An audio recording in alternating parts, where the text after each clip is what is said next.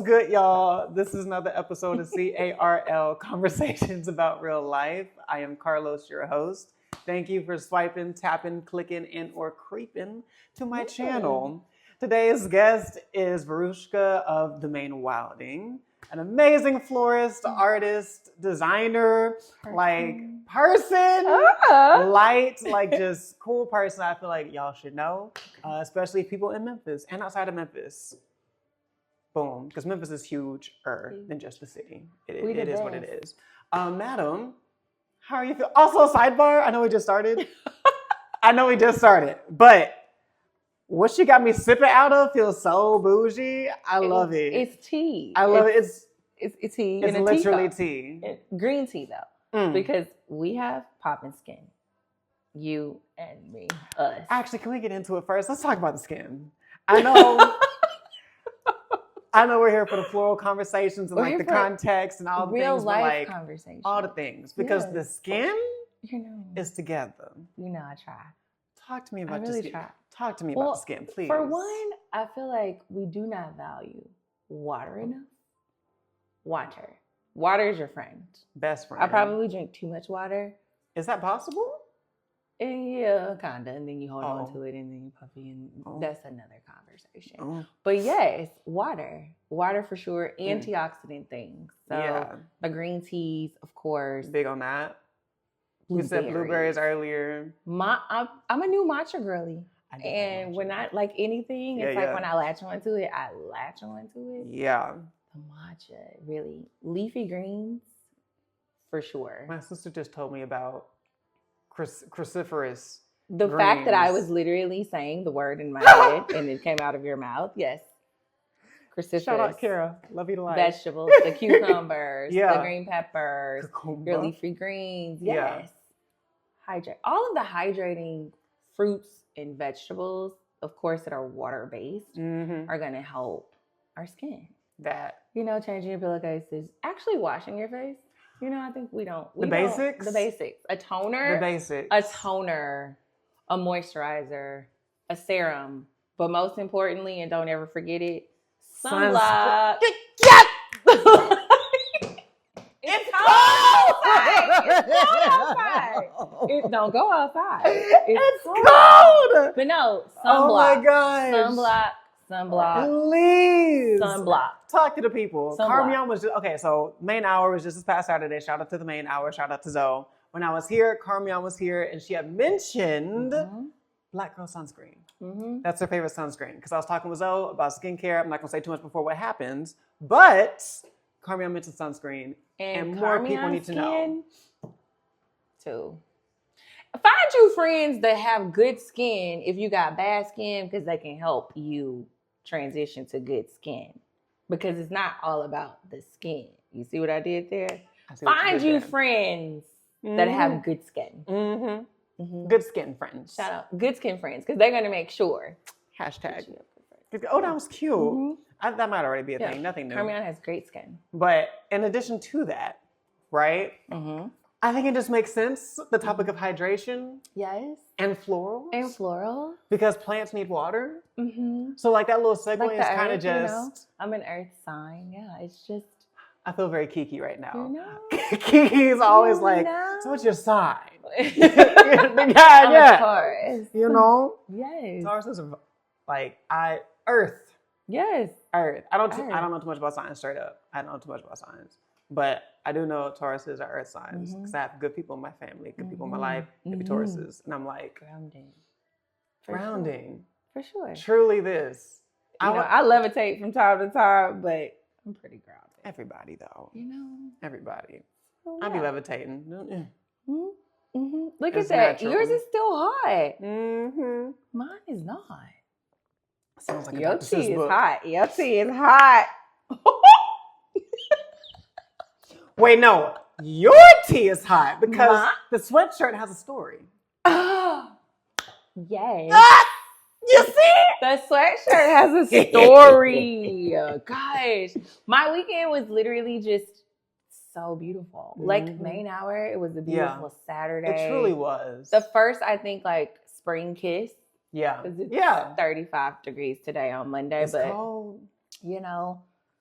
we did it. We did this to the earth. But that's another conversation too.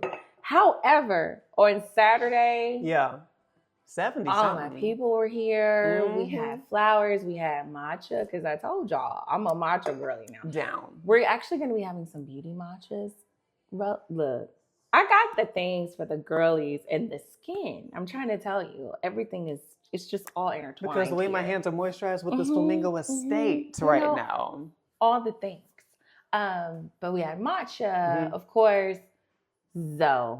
I'm trying to say Zoe because I call Zoe what his mama named him, and that is Alonzo, okay? And I just really like, it just sounds like it's Alonzo, like Alonzo. It also channels like Denzel, you know, like oh my God. But he likes to go by Zoe. Zoe, okay? So I'm gonna call him Zoe. You might call him Espresso. And next time you see him, ask him to Espresso! Because the tea is hot, okay? Please. But it's a little nickname. Insider only. Very well. So, y'all don't call him Espresso. But, so, beautiful day. Yes. DJ, the vibes, the florals, the matcha, all the things. Maybe a champagne pop here or there. Cake. I had a beautiful cake for the kickoff of spring. Courtney, my good friend Courtney, brought me a cake, because find you friends that are going to bring you a cake when it's not your birthday, just to celebrate. Just to celebrate. You, okay? Same. Find you friends that got good skin and that's going to bring you a cake, okay? This is a great list. Okay?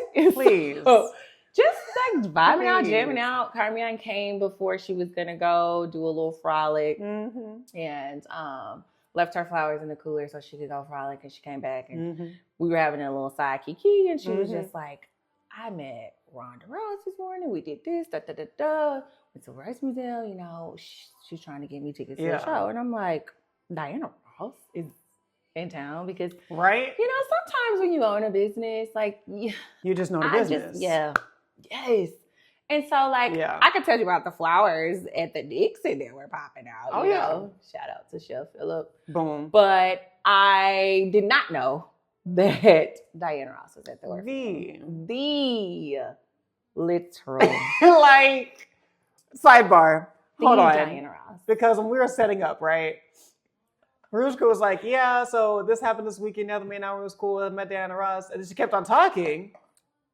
After saying she got to see Diana Ross. And I was like, I feel like I'm yelling. I don't have to yell. No, you don't. I feel like it's excitement. It's excitement. But it is the excitement. I'm like, bro, I'm still stuck on, you said you saw Diana, in the flesh. That's not just a casual thing you say, but anyways, I interjected. Go ahead, Flo. So and she's like, I might get tickets, and I get a plus when you trying to go. And I'm like, is the sky blue? Please. Yes.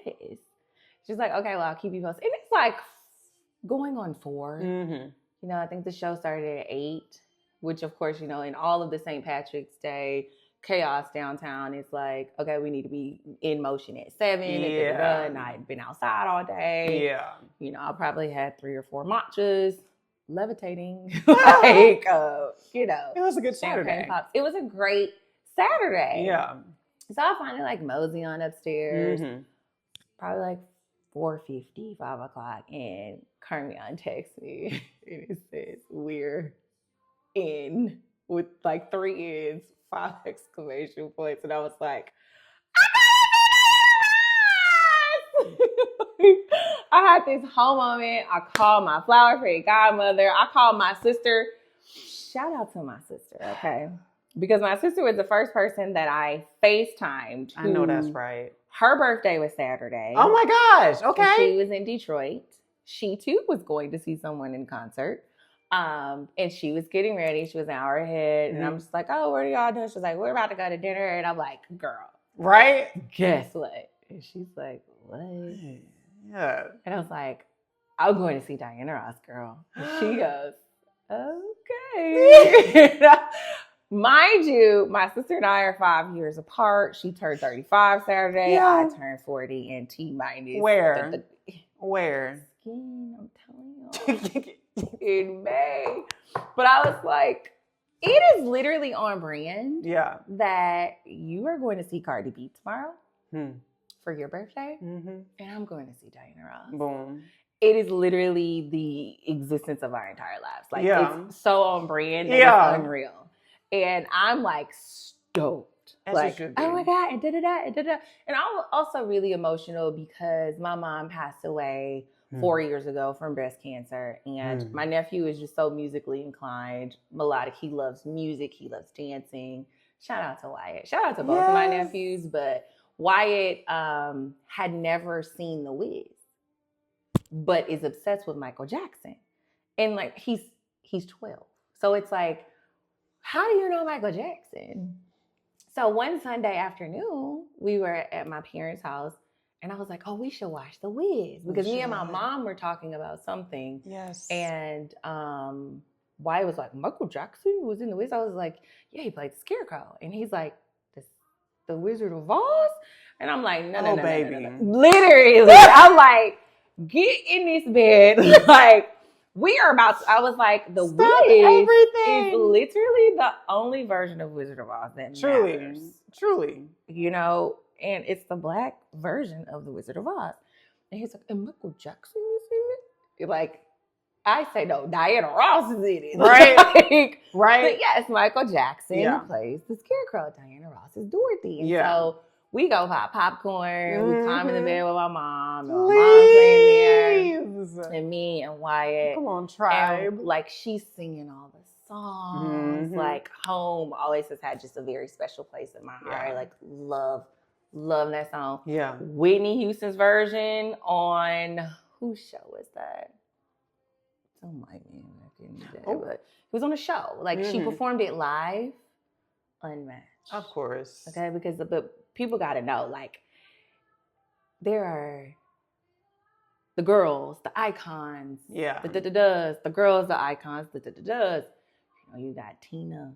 You got Diana. You got Whitney, and without, you don't have Beyonce. So give these theirs, you know. And there's a lot of other great ones in there, but for me, it was always Tina, Diana, Whitney. Okay, and so like, just a beautiful afternoon. Like, Wyatt's caught onto the tunes. He's never seen this movie before in his life, and he's dancing and moving, and like, my mom is singing all the songs, and I was just really emotional, like, while I was showering, getting ready to go shoot the show, because it was the last movie that I watched with my mom.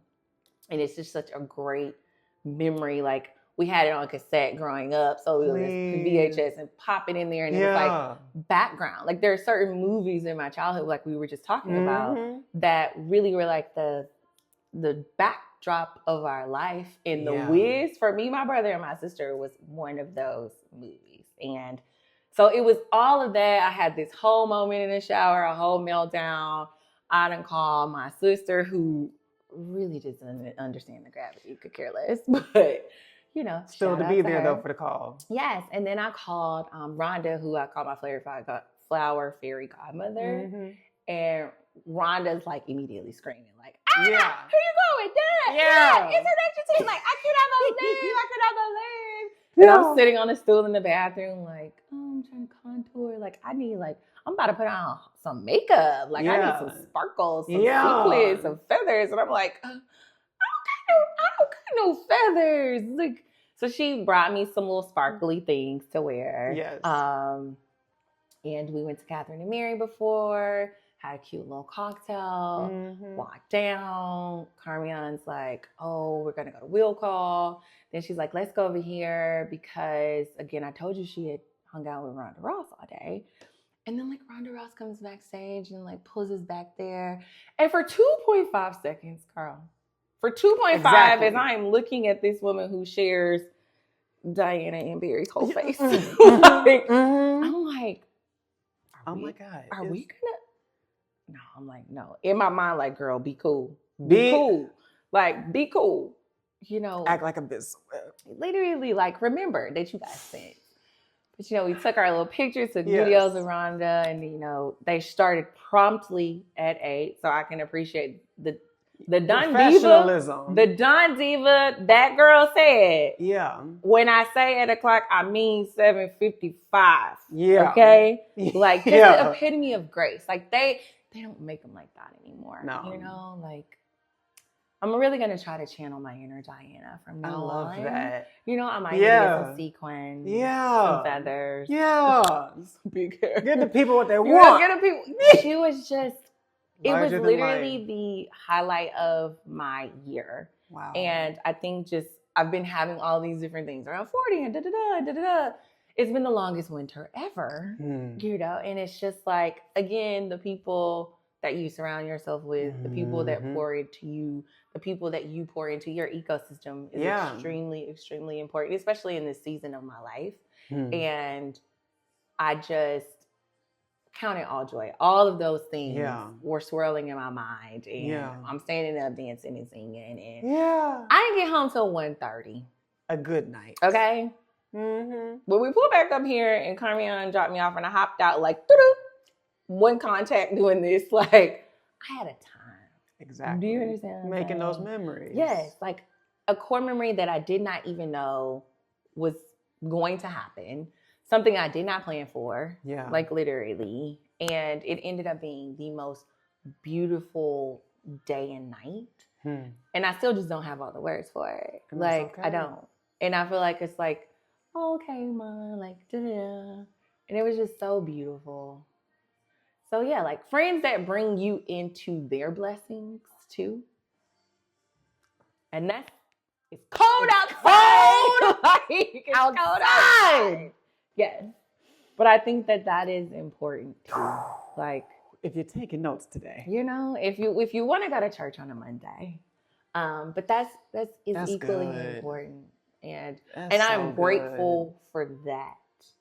Because those are the intangibles. And so, yeah, I had the most beautiful weekend. I'm probably still on a high about it. I have not stopped talking about it. I journaled about it last night. Like, there are no words. Like, I put the ticket in my journal. Like, exactly. A little ticket, you know, it says, calm.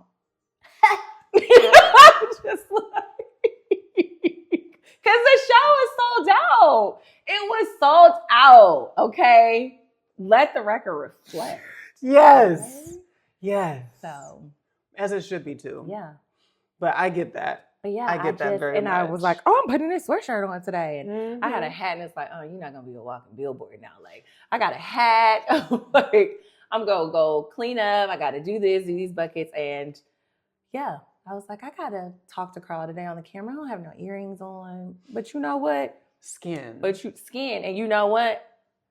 The Diana Ross, they're in my phone.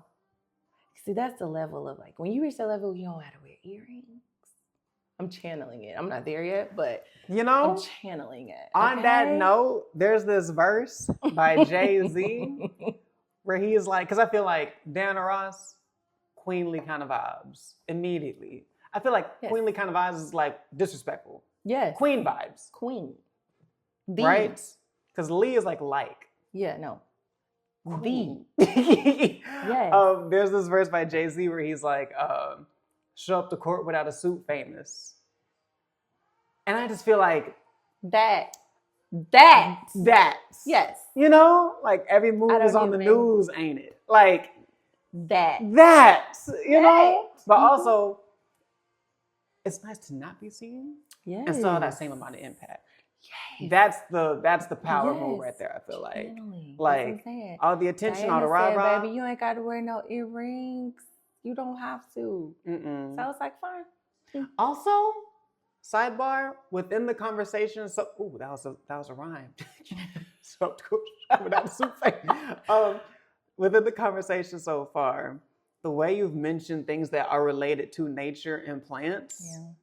It's just very on brand too. I'm a flower child. Like you said, I'm a flower with child. your friends, you said ecosystem. And I'm like, bro, that's so nature. Yes. And I say tribe because I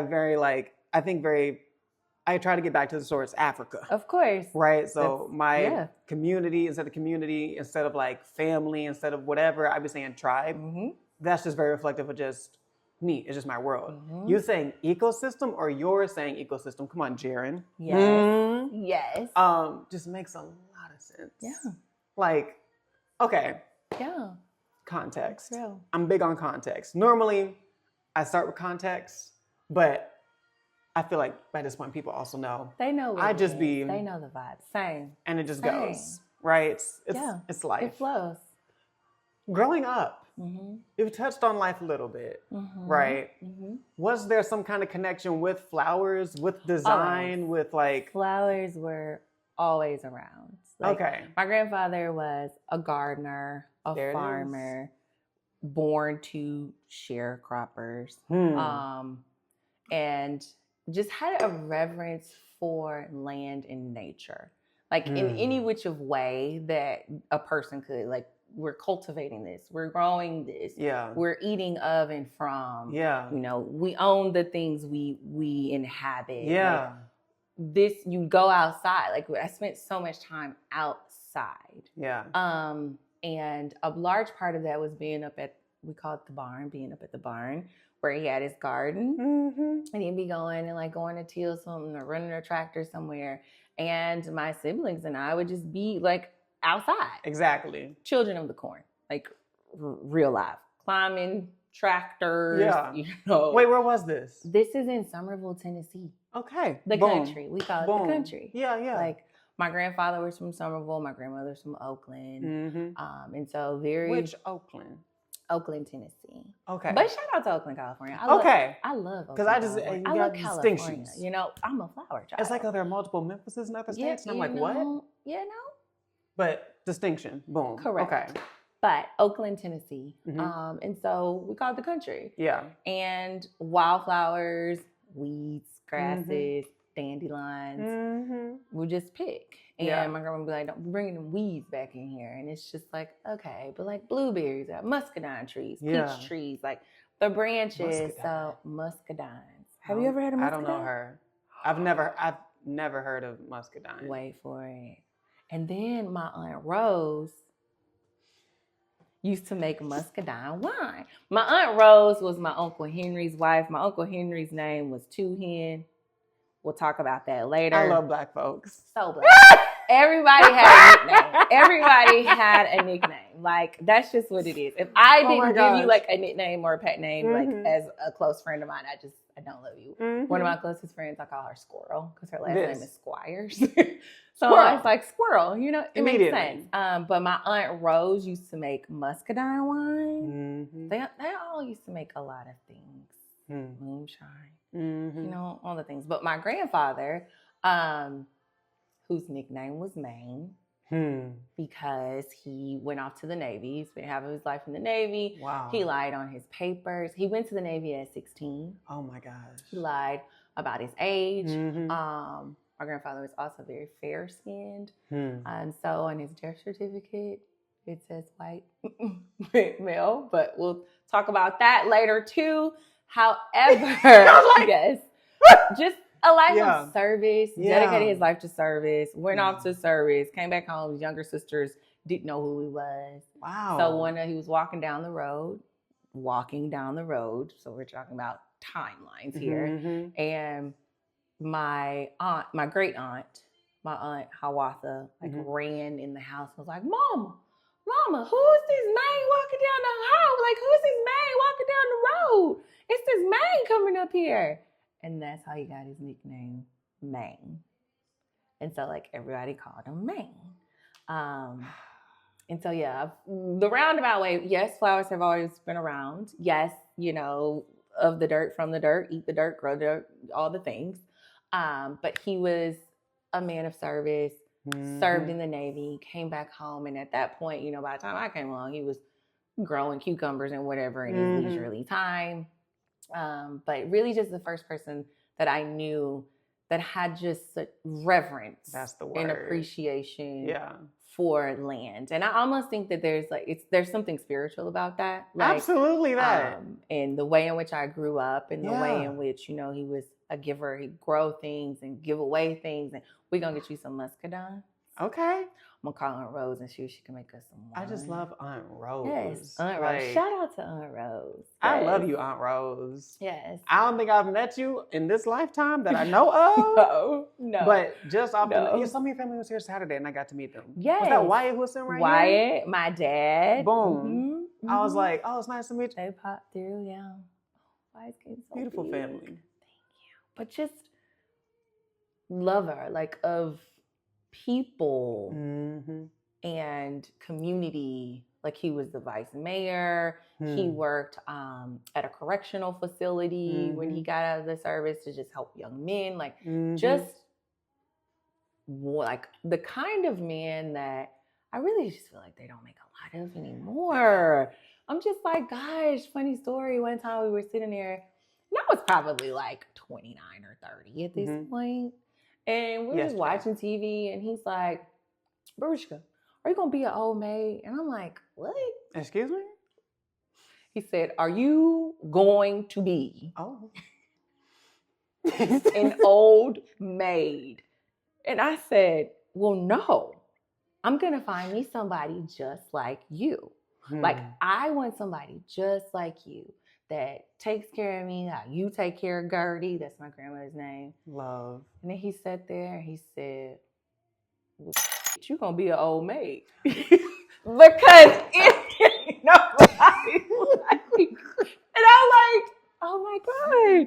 Yeah, because they don't make them like you anymore. He said, well, you going to be an old maid. And I'm just like, oh, now he knows his word. Okay.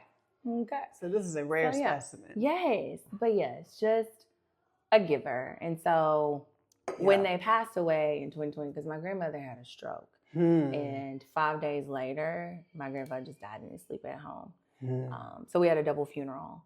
But it wasn't until that time that I really began to see how flowers showed up in my life. Like foraging, before foraging had a name for it, was a thing. Like my grandma would pick up pine cones off the side of the road, like spray hairspray on them, and she's using wind decor like that, like in her house.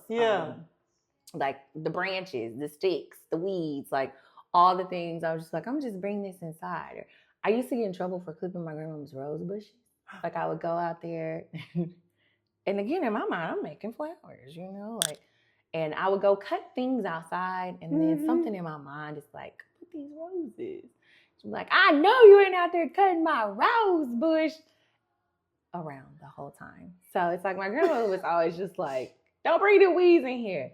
Come in from outside. You don't want to be getting no tan. You don't need no tan. You get dog and do it all. And my grandfather is like, oh, let me grab this out the tree, wipe it on my shirt and eat it. And so it's just like the best of both worlds between nature and beauty. Yeah. Which is really who I am. It's just nature and beauty. Yeah. And it was really largely in part the two of them.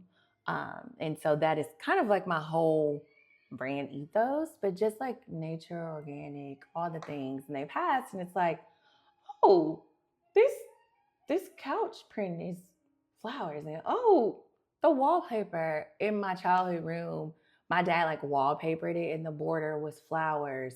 Like, these flower plates. It was almost like flowers had just always been around. And I think that it's something where something happens in everybody's life where it's like this switch is flipped, and it's like everything begins to make sense as you're walking into like your purpose or your destiny. And if you are lucky enough to be able to recognize when those things are happening and call it out and hone that, that is a different level of like sharing of your gift. And I think that mine was met with something that was always like in me that couldn't have been brought out of me without tragedy or such grave loss. Yeah. And so the output of my offering now at this point, it means so much more than just me doing flowers. It's more than just flowers. Like I was just saying, the spirituality behind nature, being outdoors, hands in dirt, feet in grass. Like that is spiritual in and of itself. The wind blowing right now, like that's an act of spirit. Like that's an act of faith. The seasons that we go through, like that's not just by happenstance. And then that's that thing in you when it sparked. It's like I don't think I would have the same level of, I'd say, like dedication to my craft, honing my craft, sharing the things so freely, having conversation around it, because it's not about this or that. It's about the way in which we connect and experience and live amongst by virtue of said thing that grew, or, oh, I have this scarf and this product.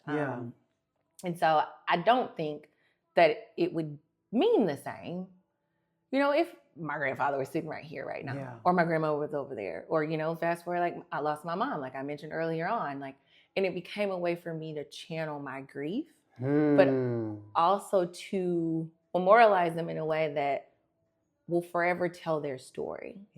And that's legacy for me, that's heritage to me. But I wouldn't have the same depth and range and understanding of that, or just to even be able to impart certain things without the loss of the three most important people in my life. Like I wouldn't. But it allows me to go so deep and again to levitate, like in a way that it wouldn't be the same.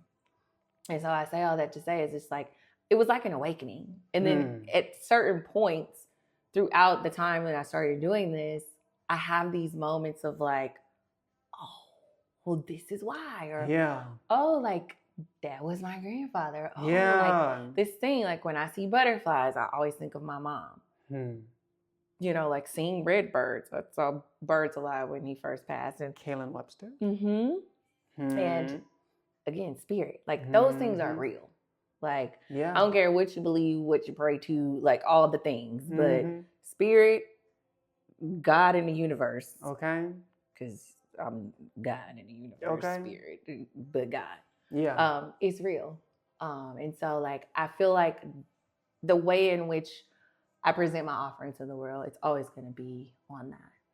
And that's legacy. Like that's the legacy that I'm the legacy he left behind. Like I'm the oldest grandchild, so I'm the Mane Wildling. But it's the way that I am.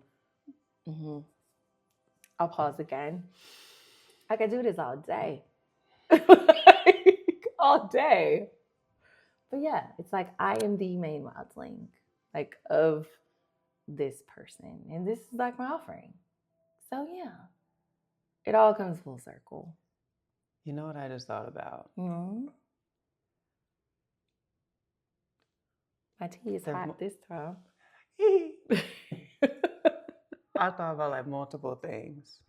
Now I just thought about how your nails match with the Baby Living glass says, so well. Because you got the coordinate. Just kidding. I can tell you about my nails too. Like, I just recently started getting my nails done again. Because I mean, I work with my hands, but just like, I just want to feel like my grandmother was like a nail girl.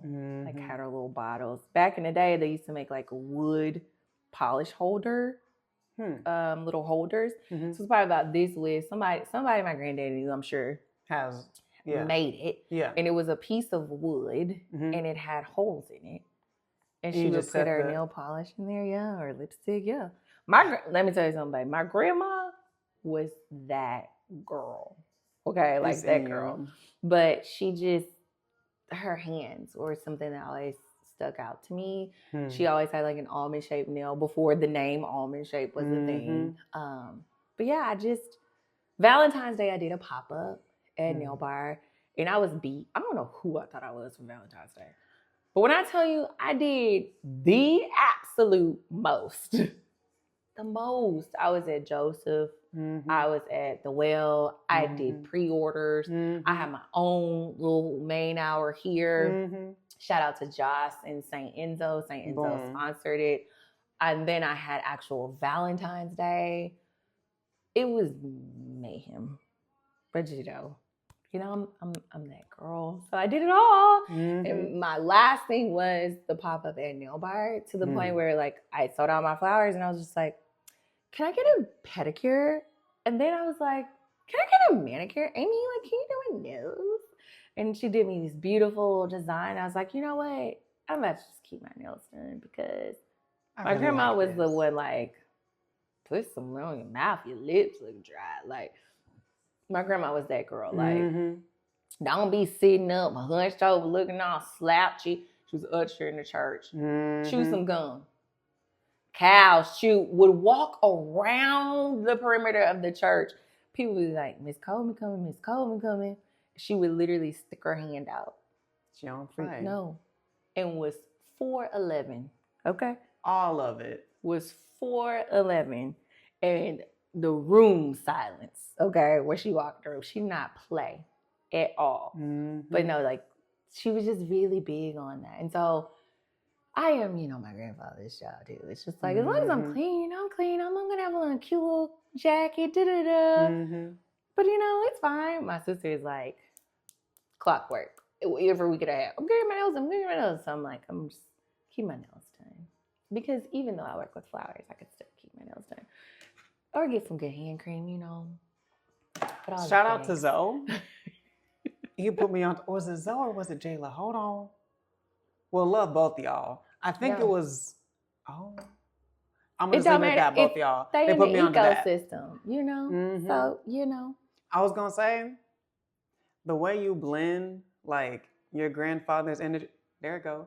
The way you grin, I said grin, blend your grandfather, I combined grandfather and blend. The way you grin.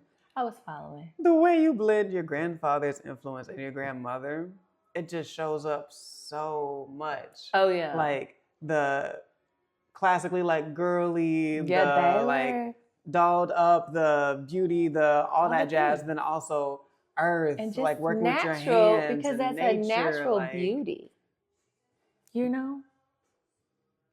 I see a collab with nail designs, like floral designs. Yes. With Nail Bar or whoever you want. Yes. They'd be lucky to have you. Right? Some kind of floral design. The Mane Wildling collab with like nails. Boom. You already have the totes. I'd love to see House of Armor. Yes, House of Armor. We're going to come back to that. We'll come back to that. Farm stories, and full circle. I didn't necessarily want to do floral design. My whole coming into like the flower part of it was a flower farm. And I was like, I'm going to be, and I wanted to call it Granddaughter's Greenhouse. I wanted to have like a cute little flower farm. You could come have cut gardens. We could do like events. I didn't know the first thing about floral design. I didn't go to floral school, but I went to a local flower shop and she had all of these books from, her name is Erin. She's in the Pacific Northwest. Florist Flower Farm, because micro flower farming really just took off. But in 2020 was really just like the very, very beginning of micro flower farming. And I was like, I want to be a flower farmer. Yeah. And I was walking in the alley in 2020, picking wildflowers, poisonous flowers too. Lord. I had all kind of rashes. I was cutting flowers, making them for my grandma, and then I was like, oh, these are poisonous. I think I gave my grandma, my sister, my sister-in-law, my mama. I put them in little mason jars. Whole time the flowers were poisonous. I had to take them all back or tell them to throw them out. But we learn. Foraging, yeah. And I was just like putting them on Instagram at the time. And I mean, Instagram was so new, like new Instagram. I'm like, what is this thing where it was like blue? Yeah. And I just bought a house, and so I would just put them different places in the house and take pictures of them. And then people were messaging me like, are you doing flowers? And I'm like, I mean, I like them. No. And then someone was like, do you want to sell? Can I buy these? And I'm like, wait a minute. Well, hold up. Like, so I had like a natural talent, I would say. Yeah. Because again, I spent so much time outside and I wanted to feel very organic, very nature forward. Yeah. The things that are found, my grandmother had rose bushes, but I love like all the sticks and the branches and the grasses, and which, that comes up in my design style. So I was just telling my grandfather, I was just like, well, in the meantime, if I can grow my own flowers, I can have 100% profit. And he's like, not exactly, but I see where you're going. Like, he's like, whoa, Nelly. I like him. He's like, oh no, he was, I'm telling you, one of a kind. Yeah. Like one of a kind. He was like, well, you just need to take a little Henry up there by the barn and throw you some seeds out there. And I'm like, no. I need a whole setup. I need tunnels. I need an irrigation system. Because I got my little books, right? And I'm pulling the books out like, yeah, and Erin, she has 0.5 acres and she's doing this in her front yard and da-da-da. And he's like, okay, well, you know, it's some chicken wire up there, like stuff you use in the garden. It was all kind of stuff in that barn. Okay, like that came out the barn. That came out the barn. Like the birthing chair, like there was when I say all kinds of stuff, he was an antiquer. Like when I tell you so much of like who my people were and are, it's weird how it works. And I was really the only one that my sister could care less about anything like in that barn. Yeah, and he's like, you seem to be the only one interested in all this. So my grandma would be like, y'all been up there and all that junk. And she was just like, don't be bringing that junk down here, Charles. So he would have to like, another thing, just country Black people. My grandfather's name was Charles. That runs in my family. Charles. Very respectable name. C.A.R.L. Okay? I was in college and a guy that I was dating came home for some holiday, I don't even know. And he didn't go to the same school, but he came to Memphis. And we were just sitting around, like we had Sunday dinner every single Sunday. My grandfather, good, respectable Black folks. Yes, respectable. He wore hearing aids because being on the ship, he wore hearing aids. So a lot of times it was like, I'm talking to you. It's like, Carl, do you want to da da da da da da? Yeah. And so we would be like, Charles, but this, and Charles. And Derek leaned over and was like, why do y'all call him Charles?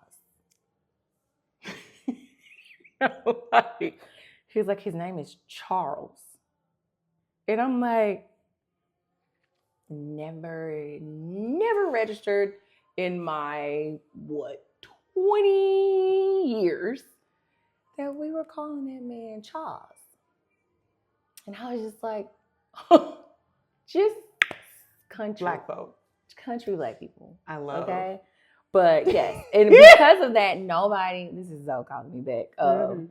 Nobody, like growing up, because we were always with my grandparents, me and my brother, and he was always around his siblings or their siblings, nobody ever said grandma or granddaddy. So they would say Charles or Mane or Nay. So we called them Charles and Gertie because that was their name. And people would be like, you call your granddaddy by his first name? Yes, Charles. That's his name. And so it's just so funny, like the stories of culture and who we are. And just in all the things, the names. My grandmother's nickname was Nay. Because her name was Gertie May. But they called her Nay. Do you understand? The connection doesn't always have to be there. You know? But there's an uncle I have on my stepfather's side called Catman. That's his name. And like people Chicken know. Man? Like Chicken Man. Okay. He said, Okay. So he, naturally, that's not like his legal like birth name, right? Course. It's Black folks. Of course. But growing up, it usually goes back to childhood. Yeah. He was one of those kids that just tortured cats and stuff like that. That's how he got his name. And so he is Catman. Like them two hens. Like a superhero or something. That got out on my Uncle Henry. And he was about to get, by daddy left, his daddy, if he didn't go get them hens. And them two hens. I had him in trouble, so we called him Uncle Two Hen. I had an Uncle Thang, which was my grandmother's brother. But his name is Roosevelt because, again, we are good, respectable. Good, respectable Black people. His name was Roosevelt. Real good name. How he got the name Thang? Yeah. Because he had so many things? I don't know. Who knows? I had Uncle Dooley. Yes. Dooley. Just my grandma and her siblings they took the cake in names. I love. Okay. They took the cake in the nicknames. Okay. Took the cake. But yeah, a name is everything. It is. Like it's in every which way, you know, a good name, having a good name is far greater than any riches. And like my grandfather would say that too. Like a name is everything. Yeah. And so like when you hear certain names, like that means something, especially like back in the day. And so it's like important to keep like his name alive too. I'm big on that. Like the ancestry of it all, the influencing, Absolutely. like even the physical, like absolutely, you know, from the barn, like here in the space now, like I'm big on that. It's given shrine, but but no, I realize it's a part of my grief and the gifts of grief. On that, because I'm big on. It wasn't my major or my minor, but it was my like senior thesis, right? I narrowed in on grief for my final project at university. And sidebar, I majored in Africana Studies and Spanish. So when we do our part 2, I'll tell you about my paternal side of the family, the Africans. And that gets real interesting. Because I'm literally African American, but not like you are African American. Literally. You like African American. Yeah. My daddy was brought to the States with missionaries in the 70s. We're going to talk about it. See, all y'all not really African. Now, let me see. Like, some of y'all just black. Some of y'all just black, you know, and it's fine. It's not the same. It's fine. Oh my gosh. That's why I'm having tea. Shout out to the Brits. My dad's whole side of the family is British. Yeah, tea time. Shout out to my aunt Audrey. I love. What was that? The grief. Right? Yes. In university, it was like a personal kind of realization that organically became academic. I was struggling, not really aware of it. And for some reason, Kendrick Lamar dropped Mr. Morale and the Big Steppers.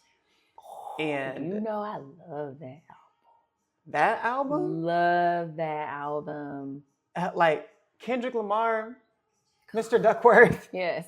Yeah, because when you see this, because we been on the side of Kendrick. I love you so much. Like I just love you. I appreciate you so much. Like as a fan of hip hop. Yes. Like the artistry of it all, the ancestry of it all. Come on, sinners. Okay. Like he's literary. It's beyond hip hop. Okay. It's beyond. He dropped that album, right? And it helped me realize that I was grieving and not realizing it, or didn't grieve enough and didn't realize it. So my dad's dad had recently transitioned, had rejoined the ancestors, all that jazz. My dad's dad. Yeah. Your grandfather. Yeah. But it's interesting, my dad's dad.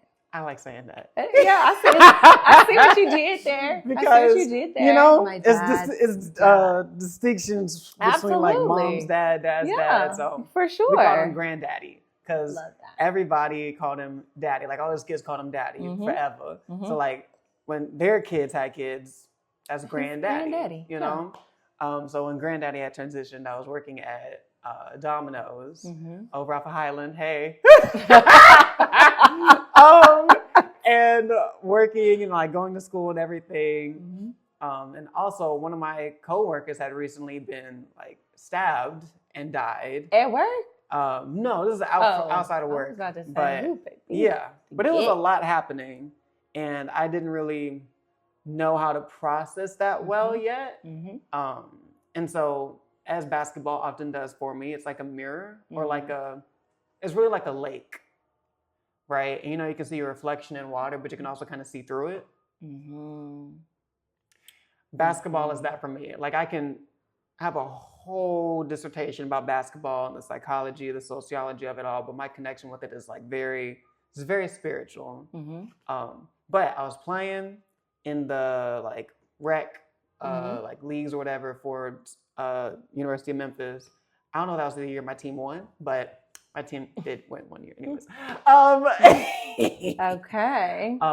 But I got fouled real hard, and this dude's finger like kind of went under my eye almost. I'm gonna put in a picture so y'all can see it. It was like, well, with a warning, because it was pretty bad. Like my eye was very bloody, and that set me off. And I didn't realize it, but it wasn't like a going off on somebody set off. It was like an internal, I was about to say internal bleeding. And it just, I mean, literally it was internal bleeding, but like spiritually also, like everything that was being encapsulated kind of just started to just ooze out. Yeah. And I just left the game. Nobody knew where I was. And I was like, before crash out was a thing, it was the most just smooth explosion. I am not okay.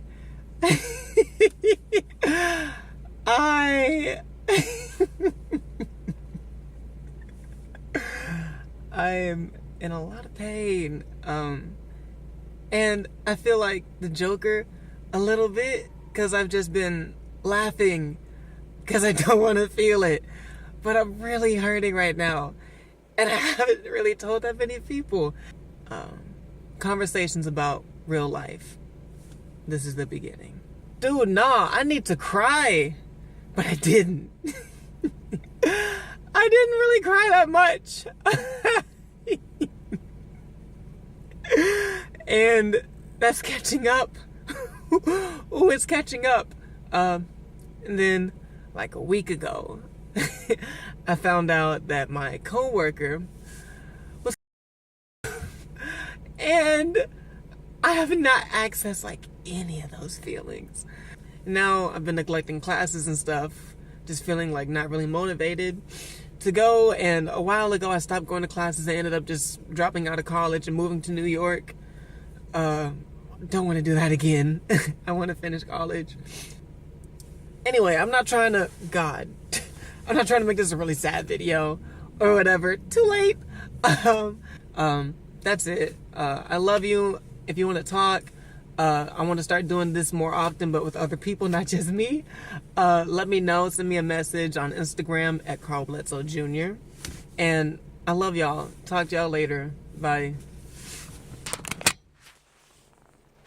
Of emotions. And I recorded the whole thing. It's wild.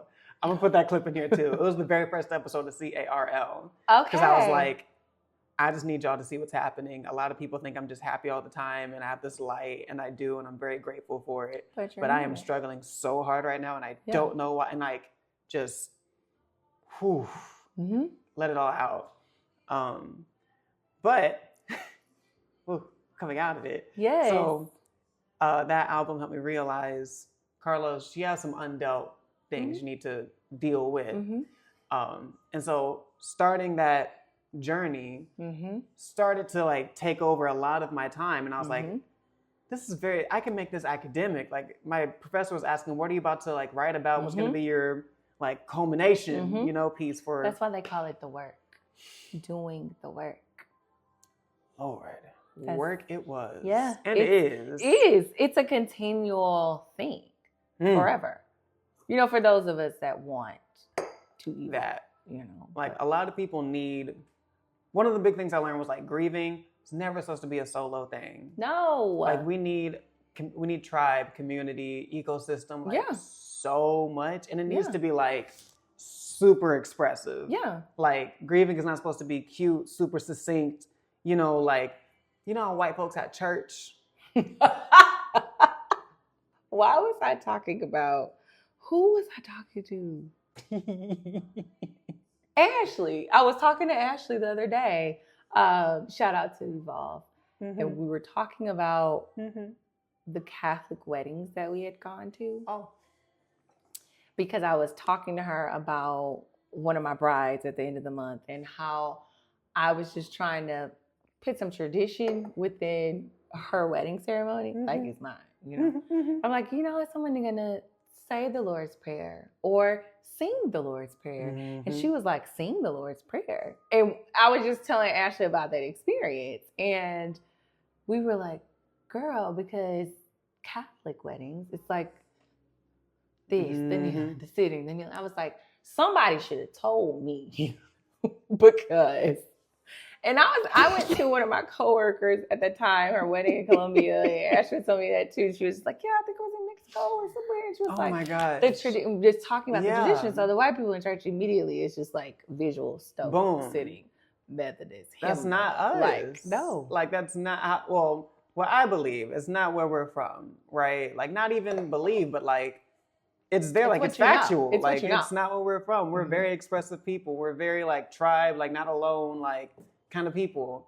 And grieving was always a moment to be like, some people looked forward to it because on the regular, there's not always a moment to be as expressive as you, like, may need to be.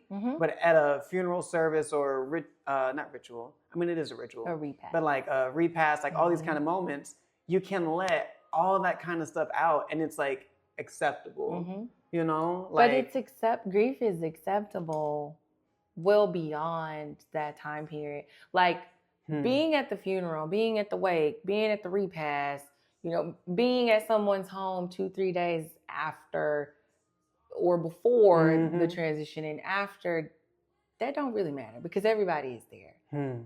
It is the grief beyond when everybody goes back to their normal lives. And yours is still forever changed in a way that it's going to take time. Yeah. And grief takes time. Like, in some way, to some degree, we're still grieving the loss of our grandfathers or our friends or my mom. Like, in every facet, like, my life is grief because I talk about these people every single day. And you find ways to keep them alive and ease the grief, but it doesn't go away. It just takes a different form. Yeah. And so it's like you can't rush grief. And it's like, I hate when people are like, and I was guilty of this too, like, I need to be over it. I need to be over it. I don't want to cry. Yeah. And it's gotten to the point where now I can talk about certain things and I may not cry, but it still feels. Yeah. Because that love is void. Still there, that connection. Yeah. And grief is just there. Love with no place to go. That's all grief is. And then sometimes we can just create spaces and places where the love can dwell. But that's all grief is. Grief is just love with no place to go. With no place to go. It's cold outside, Verushka. It's cold outside. It's so cold. And that's a quote. I don't know if I explained that, but before it's March 16th. And the high is like 35 or something crazy. Yeah. And so normally I felt like walking out and something wild would happen. He wanted to walk out on me when I casually threw on the table that I saw Diana Ross. And I went outside and I was like, oh, it's cold. I'm not about to be outside. But now whenever something happens where I would just storm out, I remind myself, it's cold outside. Yeah, but that's like a real thing. Yeah. And I think the way in which we talk about grief is important. Like when I was going through grief counseling, it was one of those things where I kept saying, like, there are things that you can prepare for, but you don't know how you're going to react. Like, my grandmother had a stroke. There was a series of days where, you know, she transitioned out. She went to hospice. Like, me, my brother, and my mom were, like, in the room with her. And, like, my mom was a nurse. And so she's doing all the clinical things that she knows how to do. Yeah. And it's pissing me off because I'm like, stop counting her breaths. Stop da-da-da. Stop telling us the next step. Like, let us just, like, go through this process. Yeah. But that was the way that she was able to process, like, losing her mom in that time. And so it's like there was that period. And even though, you know, when you go to hospice, you're preparing for, you just don't really know, like, how you're going to react to said thing. So there was like, oh, okay, like, okay. It was very, like, walk me through this. My grandfather, like, he goes to bed one night and he wakes up the next morning. And then there was the shock of grief because it's like, it was like the shock of grief is what I was saying. And then, you know, like the long grief with my mom. Yeah. It's just like you're grieving every next appointment that, like, it's final and this and that. And she fought valiantly, like, long and hard. But it was like nobody talks about, like, the grief of anticipating the death of that thing when it's something like terminal. And so there are just so many different facets, I feel like, of grief that I've become way too familiar with. And then we look at grief as one way, like, oh, it's so sad. Oh, grief, the negative. But I got a lot of gifts from grief too. And I think that is important. Like, as equally as we place all of the bad on grief, I got a lot of gifts from grief. And so, like, this business is one, like, that's blossomed from grief and from loss. And so I think that is, it's just the way we frame things and the way that we move with those things. Yeah. So I think on the topic of, I feel like the mood has shifted. On this last thing, the mood has shifted. I told you I'll be levitating and I go real deep. I'd be right there though. Like, that's what I'm saying. I'm there. I'm good with like matching a vibe. Yes. And for a while that was difficult for me to like be okay with. Because I'm like, Carl, what is your vibe? But I'm like, no, like I'm there. I was gonna say, on the topic of the kind of like slow grieving anticipation before the actual, I guess, departure or return, however you want to see it. I'm dealing with that right now with my grandmother on my mom's side. We call her Nana. And she has dementia and it's very strong right now. I feel like it's moved faster in the past 6 months than in previous times. And my mom, you got to meet her. She was just here. Hi, Mom. So beautiful. She is. Like, that's a whole other conversation. I just love how organic that whole interaction was. Like, me talking to her, I had no clue. And then you look up and you're like, oh. Hi, Mom. So, it was hilarious. That's what I'm saying. Yeah. That's very much so her. So she has dementia, and my grandmother has dementia. My mom has been the main person, like, out of her siblings, like, pouring into her grandparents. There is, right? There's always that one. I feel like, from what I've studied about grief, I've learned grief is connected with the lungs, right? And a lot of emotions, every emotion, I think, is connected to some, like, major organ area, part of the body. And I remember grief, lungs, that connection. I don't want to tell too much of her business, but she has this cough. Yep. And I feel like my hypothesis is it's related to the grief, like with her mother. Yeah. And she's in real time watching her mother become a child again. Like, exactly. Not know who she is. Not remember the life that they had together as mother and daughter, as family, as her mom being a sister, as her mom being an aunt. Like, that's a lot. Yeah. That's a lot. You know, like. And she was the firstborn too. So she's been with them like a very long time. It all. Let me tell you something about them firstborn girl childs. Talk about it. The firstborn girl child don't get enough credit in this world. She does not. Firstborn. And I did dump my tongue a little bit. You burned it. That tea is hot. I told you the tea is hot. I'm telling you, firstborn girl child, they make the world go round. They do. And so she feels like, in part, like, there's nothing she can do. And to be like that one, like, your mom's first. Like, I know that feeling. It's like, it's nothing you can do. And then it's the weight of being all of these things for this brother over here, this sister over there. Why can't you go do that? I do this, da-da-da. Like, heavy is the head. So she's grieving all of that. And then nobody talks about, too, like, the way in which we grieve for our siblings. Because firstborn girl child, like, to a degree, you feel like them your kids, too. Especially if there's, like, a substantial age difference. Yeah. You know, like, and that's a lot. So she's probably internalizing a lot. And she's the caregiver. Like, and she's never going to talk about it. She just going to do.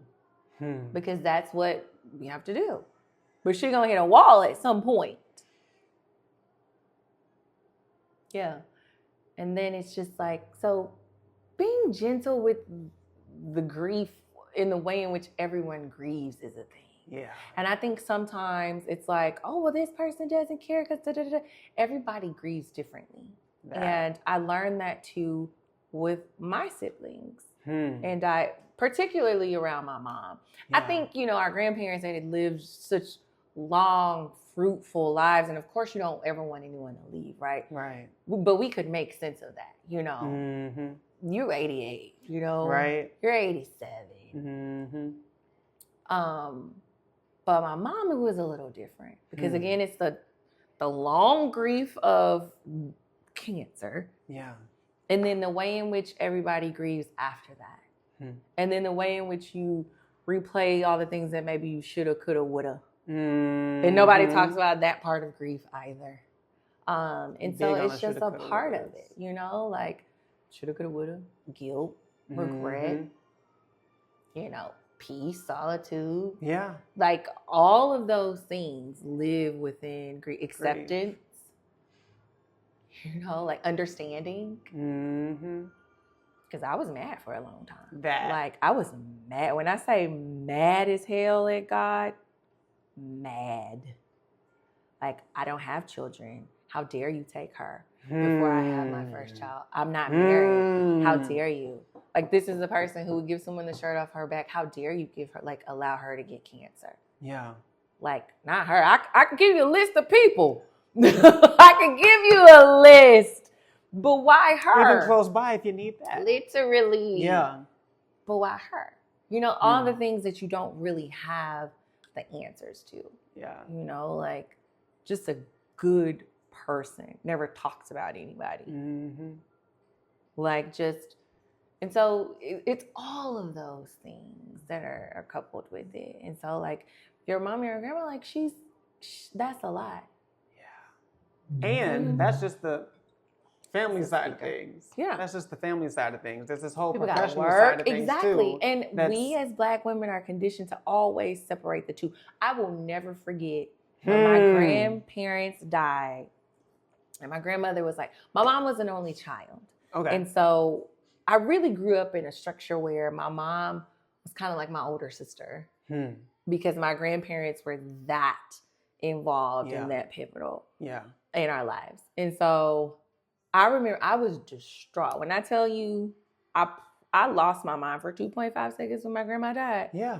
Lost my mind. Like real life. Yeah. Mind just gone, okay? Any and everybody could have gotten it. And very quickly it was like, oh, my granddaddy. And it's like, you don't need to be acting like that. But I remember my mama was saying like, you need to go to work. She's like, even though there's bereavement, even though like you don't need to be out of work this long. You need to go to work. People, no, like my mama just like, and even full circle when my mother, the way in which nobody cares. Nobody cares. That's what I'm telling you. When when the last plate is dropped off, and the last person that got on a plane that came the furthest is back home, at that point, nobody cares what you just lost. So she's dealing with that too. Like my mama, I got to show up for my mama. I got to do this for my mama. My mama this at any point in time, my mama that. Yeah. But they still want you to be on here doing presentations, giving conference calls. Like, no, the humane side of things, nobody cares about. Like, I think there should be balance in the line? Yes. Oh, yeah. However, it's either this or that. And I'm not talking about I ain't go work for months. We're talking about 2, 3, 4 days. When someone's entire life has changed. And so, like, be gentle with her. Make people be gentle with her. But also to remind her to be gentle with herself. Like, that's the thing.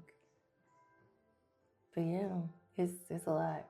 My Mama Deal, my grandmother's mother, had Alzheimer's. And we called her Mama Deal. Her name was Charlie.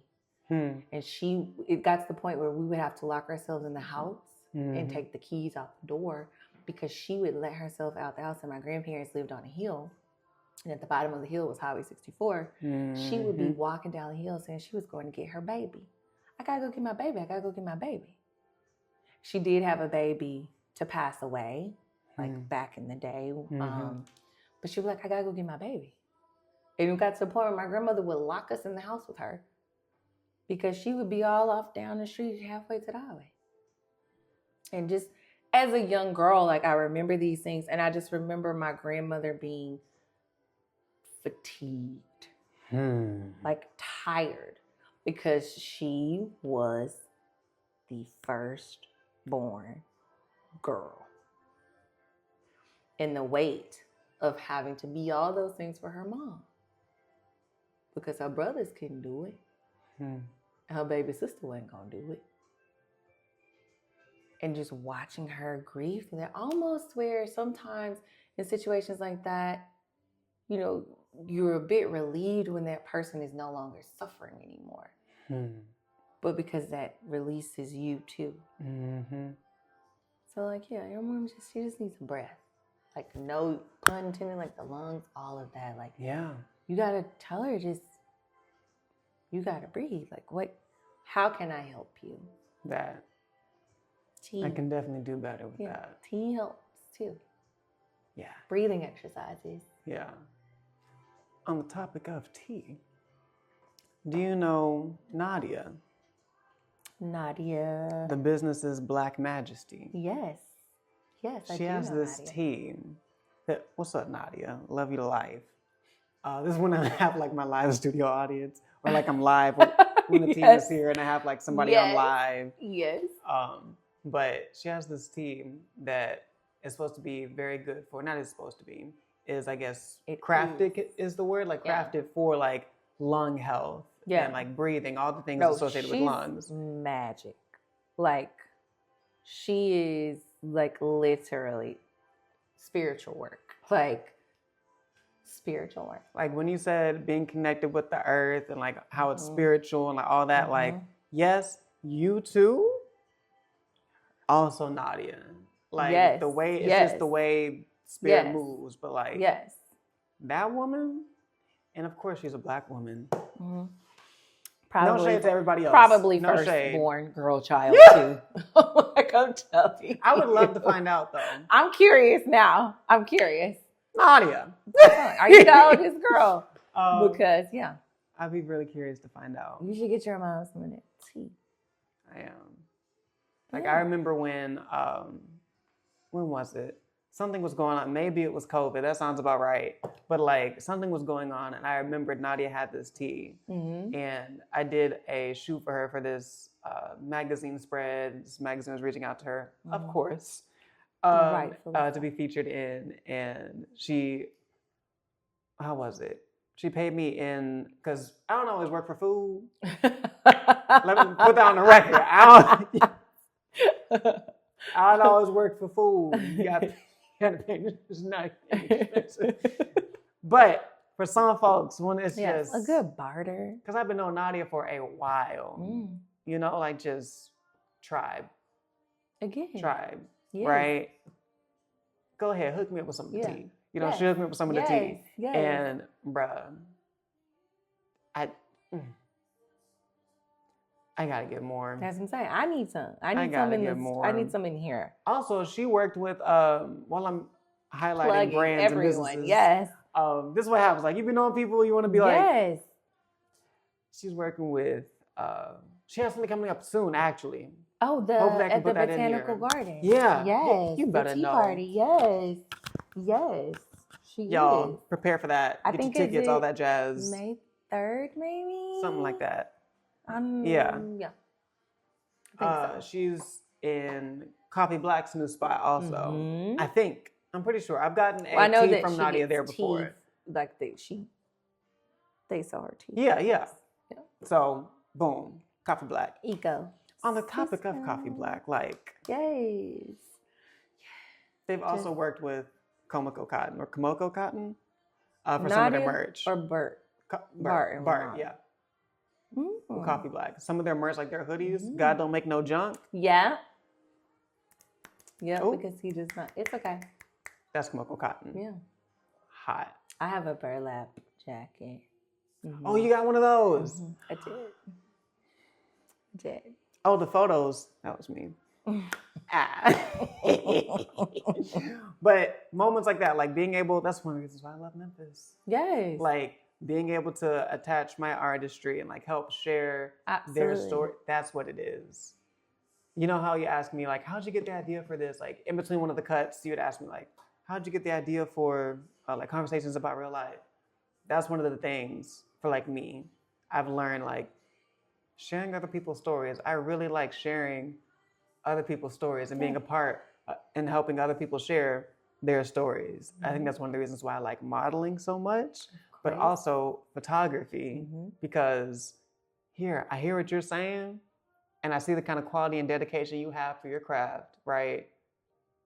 Let me match that so other people can like see that just instantly with a photo, like visually, like I'm big on that. So book me. Book him.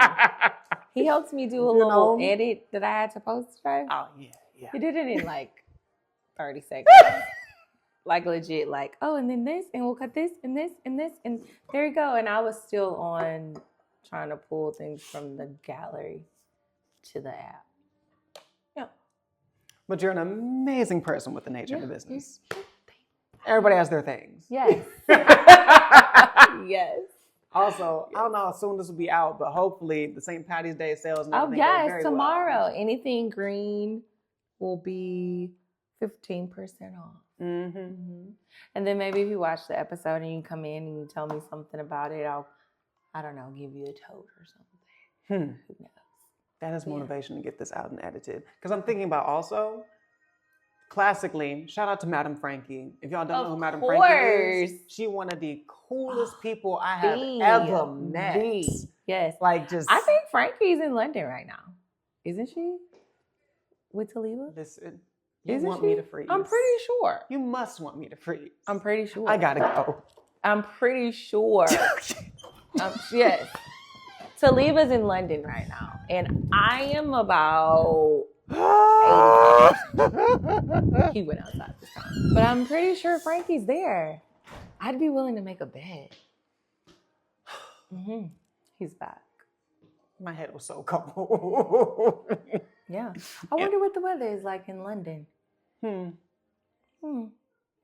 don't know. I got to go there soon. Love that for her, though. You know, She's, I'm sure, lighting up the streets over there. Absolutely. I feel like my accent is not accent.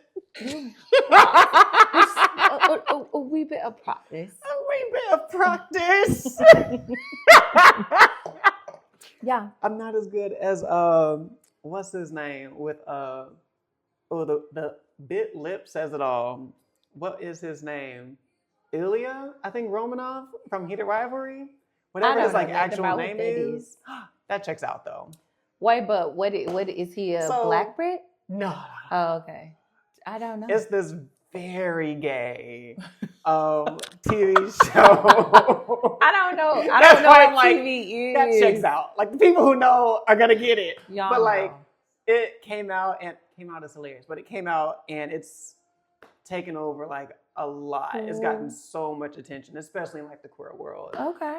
But the premise is this Heated Rivalry is the name of it, right? These two guys are on these hockey teams and classic sports masculine stuff, like being queer is kind of like, we don't do that. Mm-hmm. And like, you playing basketball? Yeah, like people don't be knowing this. Listen. Just saying, it's baby MJ right here, okay? I love when people don't know though. And they still step on the court and it's like, yo, play me one-on-one, please. Anyways, it's this hockey team, or hockey themed show, and one dude finds the other dude attractive and vice versa, and the whole show is just essentially their whole story. Yeah, okay. And it's hot, and it's HBO, so it's like everything is shown and all the jazz. I've never watched it. Really? Sidebar. I've seen clips. But I've never just sat down and watched it. Classic. There is a show. I don't know this young man's name, but he was in. Sorry to this man. Yeah, it took a spin because maybe it's called Corporate. I don't know. I think it's on HBO, one of those shows too. But it's about banking and all these different stories of these kids who go work for the bank, like their bank. You know, you do the summer program in New York, and now you're at Deloitte and JP and all the things, and now they're say different banks, and I feel like some of them are British, but it's the story about like being queer in the bank culture. I gotta look it up, but it reminded me about this show you were telling me about. Very interesting because the scenes. Yeah, I was like, oh wow, that. Yeah, it's kind of like first time, I guess. Spicy. Yeah, ricey. But yeah, I'll have why to did I start find talking about that? I don't know how we got here, but I don't know how we got here. Come on, get here. I took the bus. Go done. I'm done. Oh my gosh, we love Anaya Lamise. We love Anaya Lamise. Oh yeah, I don't know. Oh my! Shout out to Terrell Grass once again. Wow. What was Frankie was in London. Yes. And Frankie is with in London. There was something with London. Why did I bring up London? I think you brought up Frankie. You were referencing Frankie for something. And then before Frankie, because I was like, oh, you know what? Because Frankie is so cool. The coolest. Factual. The coolest. Person, you know, I don't know. My brain left and went 5 times. And on that note, I did not have any call to action this whole time. But subscribe. Isn't it like, share, subscribe? I say that when I hand out my business card. Boom. It's very YouTube-y. It is. He'd be like, don't forget to like, comment, and subscribe or whatever. And I'm like, right. And then ring the notification bell. You want to know how I learned that phrase? Was Gracie's Corner. Because my nephew, Lovey, shout out to Lovebug, literally watched Gracie's Corner all the time. And I'll just be on there, all the little jingles. And she says, like, share, subscribe. That's the call to action. Or Gracie's Corner. Boom. Or, you know. Conversations. Yes. Yeah, that. Yeah. I think I'm going to maybe just clip this part and just put it in different sections just randomly, like, comment, subscribe. And then just immediately go right back to the conversation. We'll go back to the conversation. Just completely out of context. Yeah. And then if you make it to the end of the interview. But is it out of context? Or are you giving them an action item mid-conversation? Because I don't want to like abruptly do that on some Billy Mays OxyClean energy. I don't want to be too, I might just have the text pop up. Oh yeah, like a little walk. Yeah, like that's smooth, a bit be more like, palatable. Don't forget to subscribe, or like the little GIF pop up, like subscribe. Yeah. You know, and then you could put this at the end. Boom. To further reiterate, like, boom. What are we doing here? We're liking, we're sharing, we're subscribing, commenting, because the conversation keeps going. Yeah, and come here, visit, and buy some things, flowers, fragrances, totes, a tote, scarves, a scarf. Please. You need a scarf. Skincare. Yes, because you too can have skin like this. And drink your water and your tea. And mind your business. But quite literally, mind your business. Literally. That keeps your skin clear too. It does. Who knew? We knew.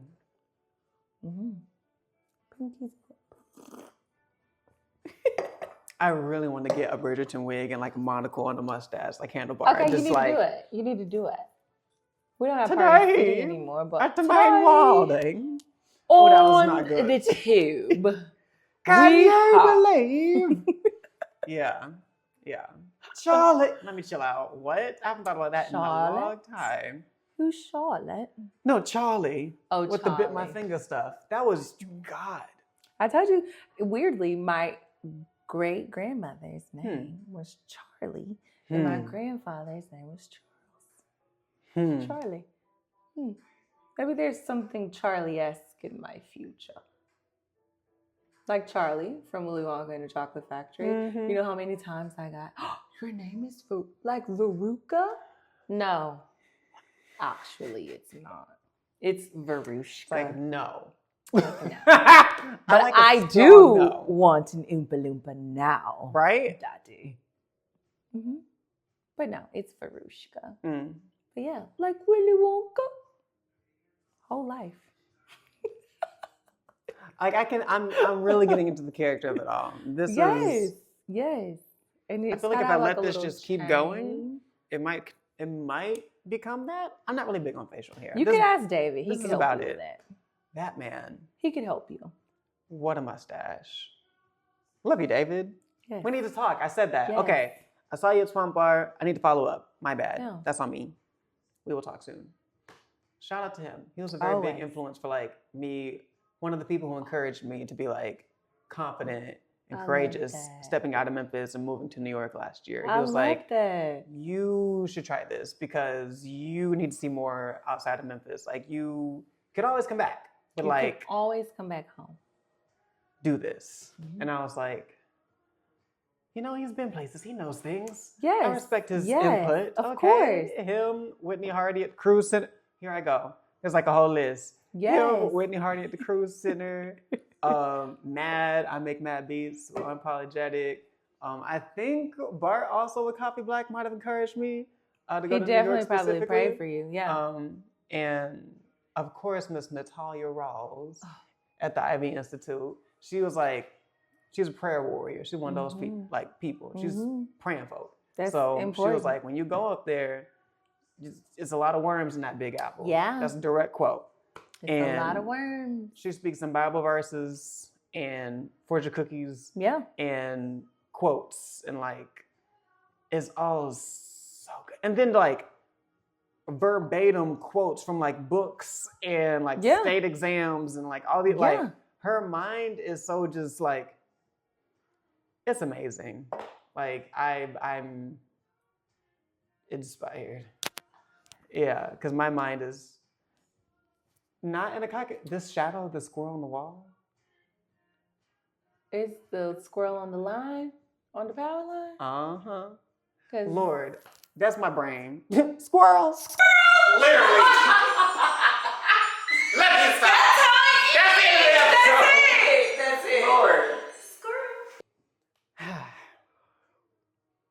Well.